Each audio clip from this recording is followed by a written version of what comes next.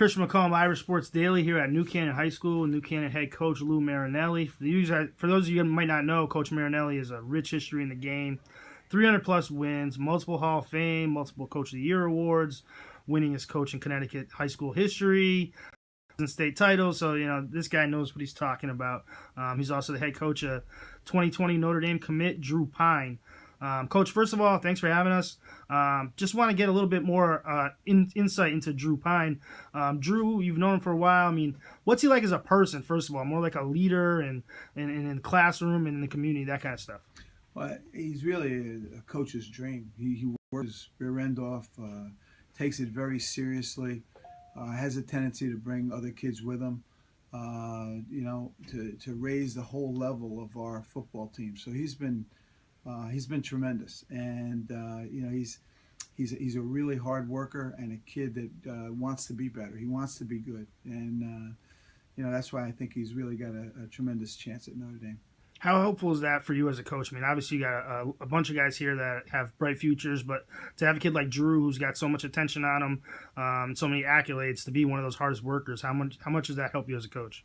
Well, it certainly helps, but he has earned all of those accolades. It's not like he goes around to collect them like they're Easter eggs. I mean, and I don't think they really affect him. He just wants to be better. And he's one of our top students. He's one of our top.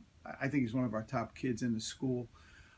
So when you have people like that, they have a tendency to bring other players, their levels up. And he really doesn't care about accolades. He just wants to do the best that he can. He wants his team to do well. And you talked about him potentially getting better, but he was pretty good when he got here. What was it about him in his growing up that allowed him to kind of blossom so early as a player and as a quarterback? Well, I've never had a freshman really. They may have played like late and in games, during playoffs, and we may have brought one or two up. But I've never had a kid to start as a freshman. And his first game here, he didn't really start. We had our senior quarterback broke his ankle, and he happened to be there. And he went in and got his feet wet, and it was a little shaky at first. But then, like the next couple of games, he really developed, and he's just taken it to a whole different level. He's been tremendous. Just physically, I mean, what are the tools he's been blessed with, and what are some of the skills he's been able to develop over the years that have allowed him to attract this kind of interest and to be such an elite level prospect? Well, I have to tell you, to watch him, he was good. He's very serviceable, more than serviceable as a freshman. This year, even in the games that we were not successful as a team, I mean, he played some of his best football games. And when you see him and he seems to get better and better, in watching him throw at 7-on-7, I mean, he seems to be getting even better than he was, and he just continues to climb and raise his level, which is it's exciting to watch. It really is. Obviously, he's made his decision. He's committed to Notre Dame last month. What do you think? How do you think he'll fit at Notre Dame, both on and off the field? Well, he's already working his schedule out so that he can go there in January of his senior year, so he could be there for spring practice. I guess what is that in 2020? Mm-hmm. That's exciting. And then, I'm sure he's not going to walk on and be the starter right away, but he'll keep his mouth shut and he'll keep working hard, and he'll just make sure that, he does everything he can to get the best chance to play. And then once if he's fortunate enough to have that happen, which I think he will be, then he'll start to raise everybody else's level. And even as a freshman, he'll probably be on the scout team originally. But he'll raise the scout team's level, So it's just great to have a kid like that on your team.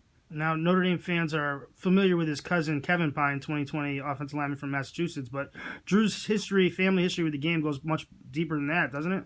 Well, I mean, it has. I think they've had how many generations in the NFL?